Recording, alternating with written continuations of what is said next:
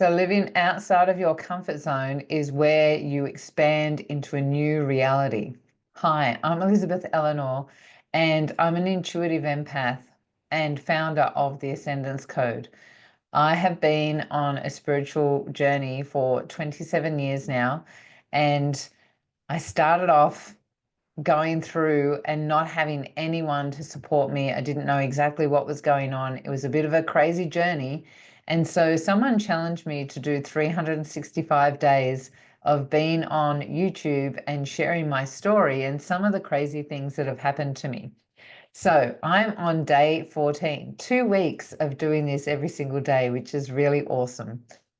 Let's see how I go, right? If you're on the journey and you're supporting me, thank you for watching again. And if this is your first one, I'd love for you to subscribe and hit the bell for notifications. And also you can go back in and watch the other sessions that I've done all the way through. I'm sharing stories, but what I'm also doing is getting you to reflect on things that have happened in your life and see that we are actually very similar and we're coming from the same level of, I wouldn't say awareness or consciousness, but we're coming from the same ability and potential, because we are all part of the one energy and we have the ability to create whatever we want to. So let me share what I mean about stepping out of your comfort zone. When we're living in our comfort zone, we're living in our limitation. We're living in the part of our brain that says, this is what my container is, and I'm not allowed to go outside of that, because that part of the brain thinks that if we go outside of that comfort zone, we will either die or get damaged or not survive in some way. So our limited self, our unconscious, wants to keep us safe. So even if your comfort zone is extremely painful, then your unconscious is doing its job to say, no, no, no, you can't go into the unknown because it's not safe. There might be monsters there, right? So we stay in this comfort zone and we won't step out of it because we're listening to the wrong voice.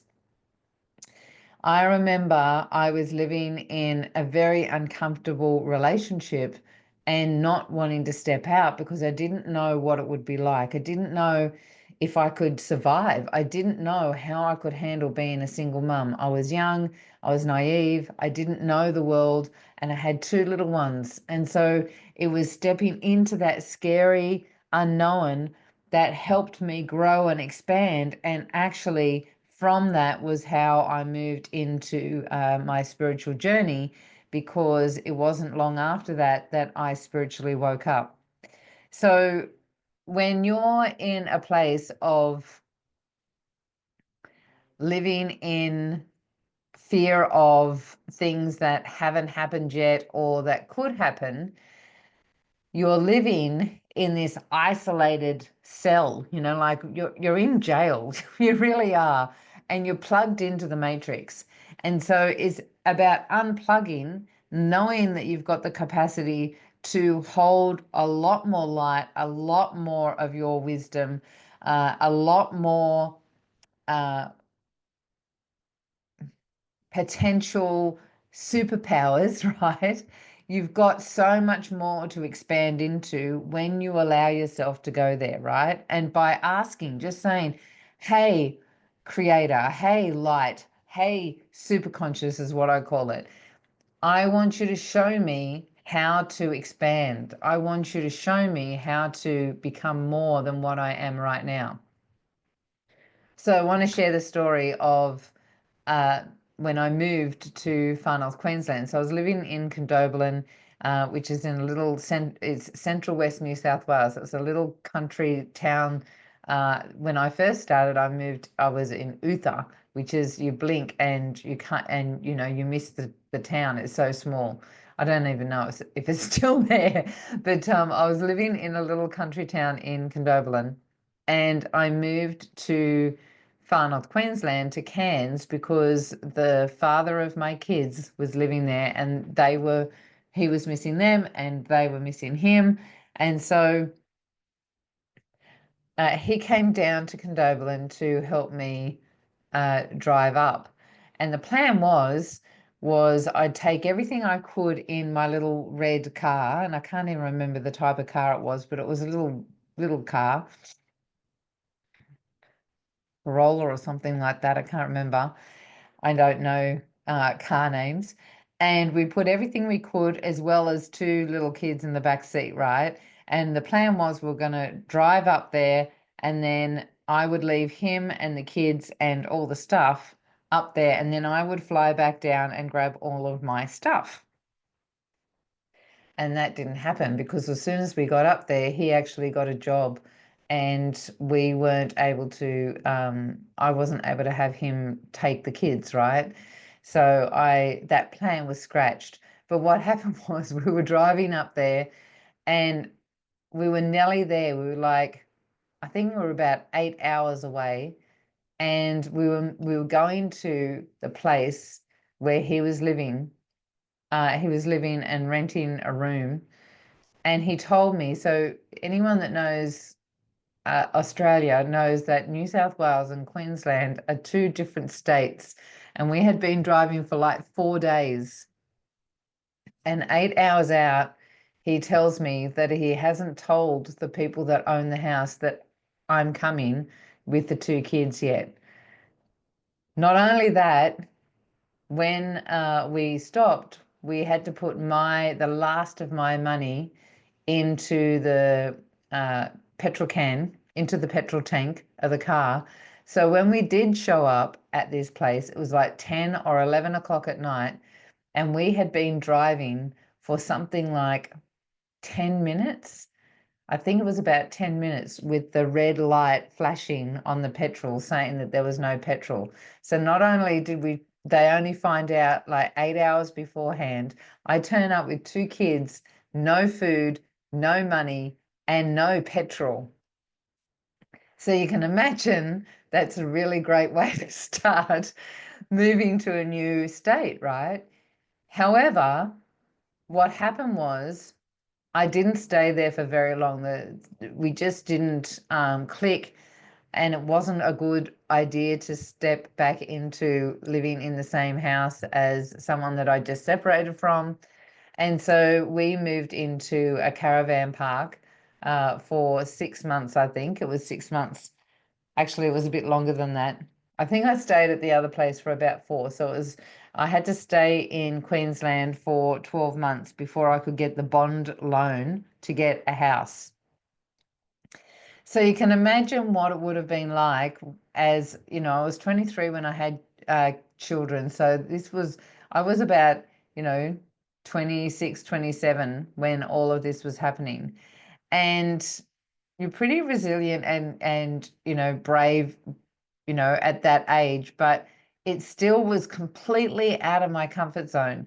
And yet I ended up living in far north Queensland for 16 years. I moved up and I lived in Cairns for 7, and then I moved up to the Tablelands for 9 years.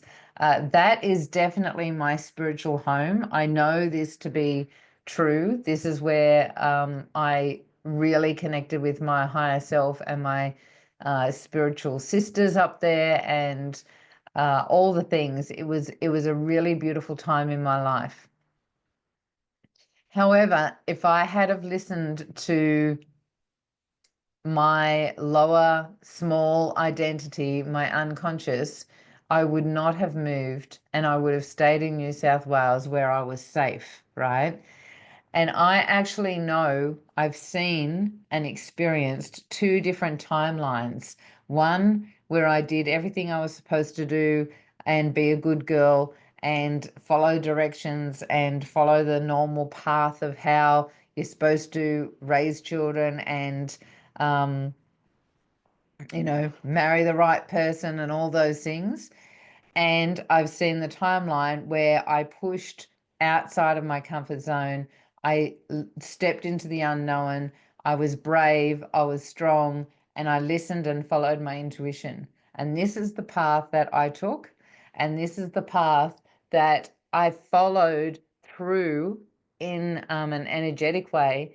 And I saw myself as a version of myself in a different timeline who was actually very depressed and hated her life, and was on medication for depression because she didn't follow her path. She didn't know what was available to her because she didn't make the right choices at the right time.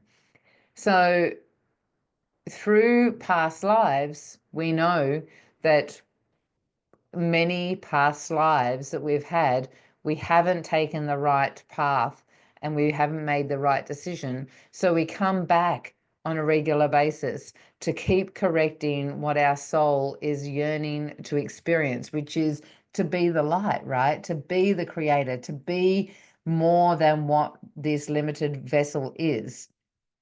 And so when you have the opportunity to step out of your comfort zone, then take that opportunity, because your soul is guiding you through that process, is egging you on, is asking you to correct this, because at some time and point in time and space, you have made a decision that wasn't the correct one for your soul to contain more of its light. And so you've come back to correct that so that you can actually express yourself, raise your vibration, and ascend to higher heights. So I know that you're listening to this for a reason. Your soul is getting you to listen to this for a reason. What have you been doing that you could have, what decisions have you made that you could have made differently, or a decision that's right here, right now, ready for you to make a decision now? And which decision are you going to make to step into your light and hold that vibration and a more capacity, and be in the uncomfort of that? Or are you going to stay in your comfort zone and like, hey, Neo, which pill are you going to take, right? Because if you take that pill, you just step straight back into the void, into the matrix, and you wake up doing the same routine over and over again, and your soul doesn't want that for you. So I'm asking you to step out of your comfort zone, to take the blue pill, or is it the red pill? I can't remember. It was one of my favorite movies, The Matrix, or it is my favorite movie, because really it's a documentary. It's not even a movie. It's such an awesome movie. I remember a lot of it, but I always get mixed up, which I think it was the red pill, because if you haven't seen the fourth one, then go and see the fourth one, right? Because it actually shows that the people that wrote that knows exactly what's going on. I'm not going to spoil it for you. So that's me.